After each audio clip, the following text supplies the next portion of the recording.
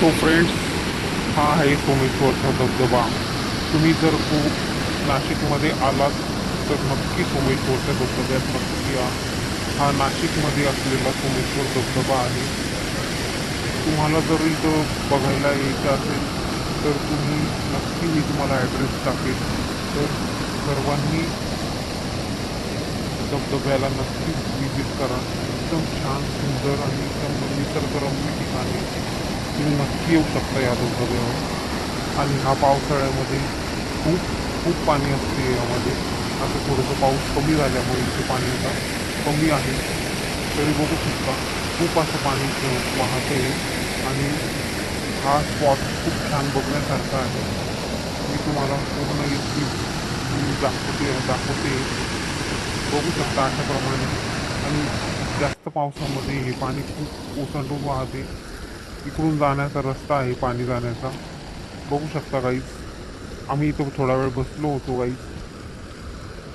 तर please please please please तुम्ही या धबधब्यावर नक्की विजिट करा. जर तुम्ही नाशिकला आलात तर नक्की या सोमेश्वरच्या धबधब्याला या आणि या धबधब्यावर विजिट करा.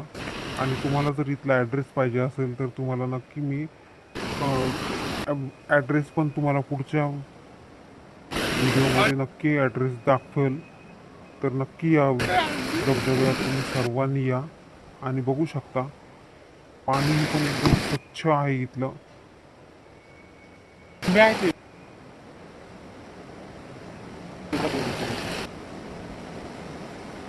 पावसाळ्यामध्ये येण्याची मजाच वेगळी असते.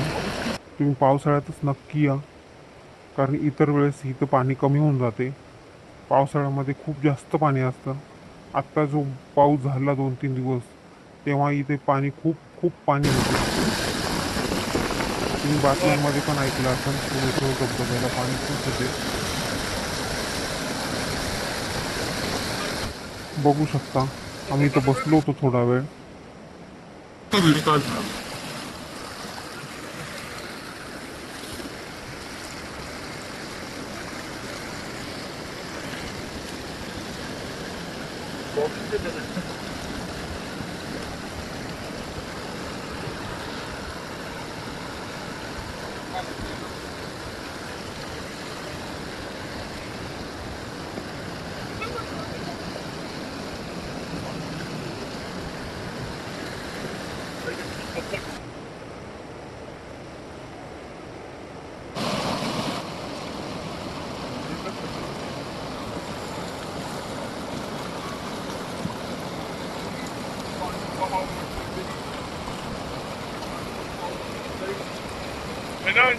पानी का बहाव बढ़ रहा है।